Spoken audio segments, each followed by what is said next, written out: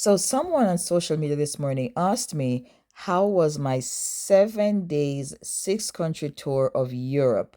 And I was like, do not get me started because you know I love talking about my trips. All right. I know we all have that one thing that we say if we ever won the lottery and we never had to work again, this is what we would do. For me, it's travel. Travel and tea and literacy. And by tea, I mean coffee, hot chocolate, tea at any cafe, indoors, outdoors, doesn't matter. I'd be wearing the most elaborate ball gowns, just sitting on a canal anywhere and having tea and traveling and blogging about it, even if I never get paid. So, this tour, 7 days, six countries, it's called the Taste of Europe tour. You get a little taste of six different countries. And the tour company is Expat Explorer. I'll give you their website. Um, I heard about this tour from a Jamaican travel blogger, Travel with Tony Ann. I think that was one of the best things I've ever heard in my life.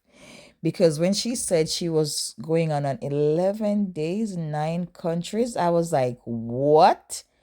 I can have somebody take me to nine countries in 11 days and I can cross them all nine of them off my bucket list, even if it's only one day in each. I'm counting it. I couldn't believe it. And I was like, say less, and I booked it. This is a perfume factory. I'm with my friends, my new friends. Her Filipino accent is too cute. So we took the perfume tour. That is it, Expat Explore. This is a coach bus that takes us all over Europe. And now we are back at the bus from the highest building in Paris. This particular tour started in London, and I'll run down the five countries. It is England, France, Switzerland, Germany, the Netherlands, and Belgium. That should be six countries. Now, England is not one of the countries that is a part of the tour. It is where you meet the group, and I don't think they should count it. However, it makes it sounds more exciting when they say six countries, 7 days, whatever. You arrive in London, you book into your hotel, and you meet them the next day. And that is when their tour starts. You don't do anything with them in London except drive to Dover. Dover is the shortest point between England and France that crosses the English Channel. I researched that many years ago when I learned about the English Channel, and I knew I had to go across there one day. So Dover is where you go to have the shortest connection. How does a bus go from England to France? Well, you go on a ferry. But how does the bus go? The bus drives onto the ferry. The ferry is huge, humongous. There was about a dozen of us, 50-seater, double-decker tour buses with bathrooms lined up waiting to get on that ferry. But we got onto the ferry, we got some food, and then the ferry took us over to France. We arrived in France. We had to get off the bus, go in, show our passport, tell them why we're there, get the stamp, and then continued. But then I woke up and I saw the Eiffel Tower. I kid you not. I woke up and the bus was parked right at the Eiffel Tower. I didn't even know you could get so close to the Eiffel Tower.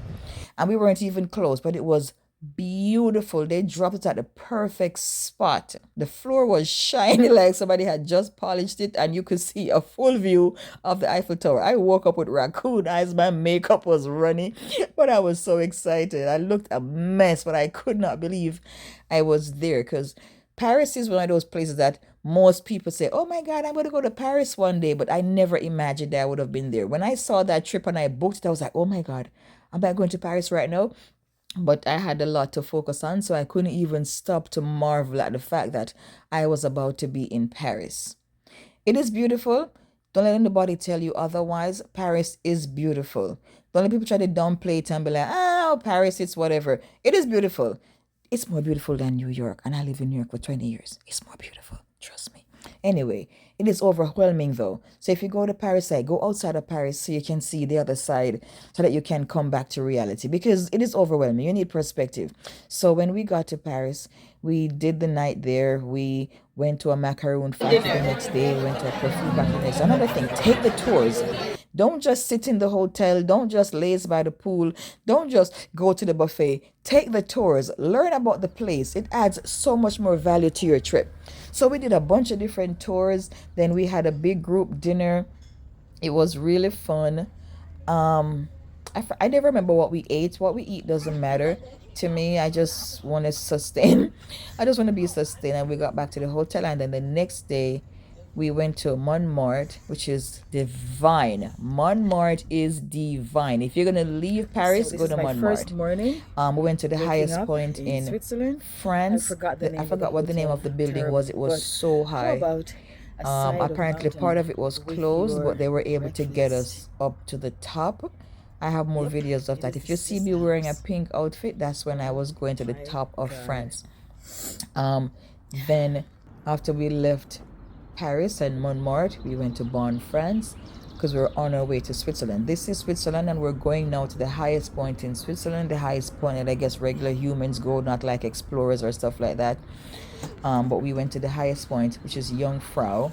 This is a $200 tour, separate from the money you pay the tour company for everything. That's our tour guide, Christy, in the green hat right here. She's Hungarian. She was also 6 months pregnant. Everybody was like, "Oh my goodness, how are you doing this?" Because she's on foot all day long. Like, I've never seen a more organized person. She booked all of our tours. She had all of our tickets. She had everything organized. I could never do that because with the ADHD that I have going on, I can't even remember to pack my camera, let alone do that for 50 people. And the bus was really full. Anyway, we're going to the top of Jungfrau. Up here, it is so high. At this altitude, you have no legs. You are 2 inches from being an astronaut. We almost levitated. That's how high we were. After taking this cable car to get to the top, we took the Pony Express to go even higher. It was so high up, and we still had to take a train to take us even further up into the mountain. Of course, by the time you got up there, there was no more green. It was all white because it was all snow because we were going into the Alps. We went into the mountain, and they had like carved out the inside of it to give you a 360-degree walk around, but they didn't paint or finish the walls, so you could still smell the dust, and it smelled like the cement that we used to build houses in Jamaica. It was overwhelming. One, you have no legs because you are at this extremely high altitude. The tour guide warned us to walk very slowly because here we are walking in there. I could barely breathe when I was making this video. Watch me stop talking. Only 82 left. So we are at the top of the mountain, top of Europe, and we're inside the mountain right now, and we're taking the 360-degree tour right around.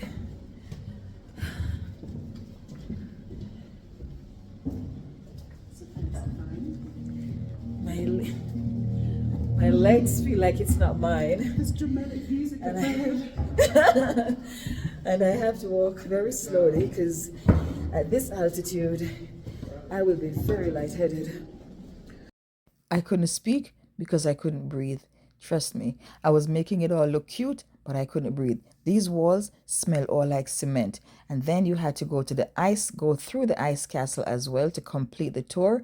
And I was in the ice castle. Somebody had the great idea to build it in a mountain, high up in the air, at high elevation, and then make everything of ice. So the floors were ice.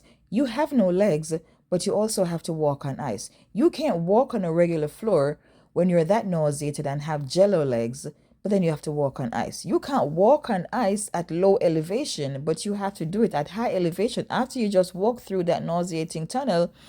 But the ice castle was beautiful. In there was a little bit dark, so you had light on all the sculptures. It was so amazing to see what they had carved out of that ice. But of course, it had to stay cold, and so it was cold. When It it's a was square, it's slippery, filming, isn't it? Yeah. everything. But it was beautiful. It's an attraction. I had to find the exit though. I couldn't do the full 360. Me and the couple that was walking behind me, we found that exit and just got out and went to the food court. I had to sit down and just get a cup of soup with some hot water, a cup noodle with some hot water poured over it. It was so good. It was all I needed after being in that cave or tunnel or whatever it was. One girl did not even make it in. She just passed out on a bench. She was so nauseated. She stayed in the food court the entire time. So her $200 just went down the drain. Anyway, it was an amazing experience. It was young Frau. I don't know if I said it, 200 or more for that tour. Anyway, let's see what she's saying to me, because after we left Switzerland, we went to Germany. Here, like as a tourist, what are the common phrases that people need to know how to say? It's like, hallo, wie geht's? Wie geht's? I know wie geht's. Wie geht's is Ihnen. What does that mean? Wie geht es Ihnen? Genau, it's like, how are you? I know that one. Yes. What do you like to eat? Ist, was möchten Sie essen? Yes. Oder have a nice day. Hab einen schönen Tag. Oder hat es Ihnen geschmeckt? Did you enjoy it? And what does it cost? What's the cost? Wie viel kostet es? Say it again. Or, wie viel kostet es? Or the short one is wie viel? How much? Wie viel? How much? Yes. I appreciate you so much. Thank you. Have a nice evening. You too. Thanks. Guten Abend. Schönen Abend, genau. So now I'm in Germany, and I kid you not, this ice cream was delish. I don't remember what flavor I had, but the videos are all on YouTube. All of them. Every country has a separate video on YouTube. Or maybe I lost the footage from one country. But the ice cream was very good. The worst food I had was in Germany, so you know that I'm not gaslighting you. But the ice cream was delicious. Germany is beautiful. And why was I wearing German colors? I didn't even realize I was wearing German colors in Germany. But Germany is beautiful, and Germany is on my list of countries I wanted to live in. So I actually started learning, teaching myself German from videotapes back when I used to borrow tapes from the library. Guten Morgen from Germany. Wie geht's es Ihnen? That means, how are you doing in German? Ich bin in einen Autobus. I am on a bus tour of Europe, and I have been MIA a little bit. So after Germany was beautiful. The best hotel we stayed at was in Germany. And pretty much all the cities we went to, we went on a river cruise. So the first river cruise I was on the River Seine, and that is in Paris. And then this is the Rhine River in the Rhine Valley in Germany. This one was so nice. The little buildings on the side. I have so many videos from right here because I was sitting at my desk working, but this was the view. The buildings are so cute. But then after Germany, we went to the Netherlands. And in the Netherlands, you have to have cheese. So we went to a cheese, I'm going to say factory, and then we went to a clog factory, or vice versa. Clog was first. In the Netherlands, we toured a clog making factory. We toured a cheese, I guess, factory, because they had so many cheeses and they were so delicious. As much as I tried to stay away from dairy, I sampled almost everything in there. It was amazing. I am trying bear cheese, Heineken. So far, the best one I've tried is the aged Gouda, but the rosemary and thyme is also very good. And this is a Heineken. I can get a hint of it, but I'm not tasting a strong taste of Heineken, of beer. After clog making and cheese tasting, we went to the beautiful restaurant for dinner. I don't know if I have any pictures there because it was so elegant, but it was like close quarters, and I don't remember if I took any pictures or recorded any videos. But my Amsterdam pictures and videos are not on this phone anymore, so I can't even share them. But after Amsterdam, we went to Bruges. Now, Bruges was where it rained the entire day. We were on our way there, it was raining. We got there, it was raining. It rained all day. And so we pretty much didn't get to do much. We had a couple hours to walk around by ourselves. Bruges is beautiful. Apparently, Bruges is supposed to be the most beautiful city of the entire tour. But it was beautiful, but we didn't get to enjoy it the way we would have. I'll see if I can find any of the rainy day videos, but Lord, it was beautiful. And then after Bruges, we went back to London, and this was us crossing the English Channel to go back to London, and these are the White Cliffs of Dover. So we got back to London. They dropped us off again at the same hotel, Novotel Greenwich, and we all hugged our goodbyes. And I didn't stay at the Novotel hotel this time. I should have booked my final night hotel, but I didn't book it in time because I just can't get all of this done while I have work. So I was out of time. I didn't have any room, and so I stayed at the Travel Lodge down the street. It cost a lot less. The bed was so comfortable. I don't know if it was because I was so tired after a week of country hopping, but it was so comfy. Now I'm about to go meet my friend in London Square to go like Trafalgar Square to have brunch. And while I was sitting with her at brunch, my plan was to go to the Isle of Wight, which is technically England. I did not have a plan, a map, a bus pass, a train pass, nothing. All I knew was I was going to go to the Isle of Wight and I was going to sit with her at brunch and figure it all out right there.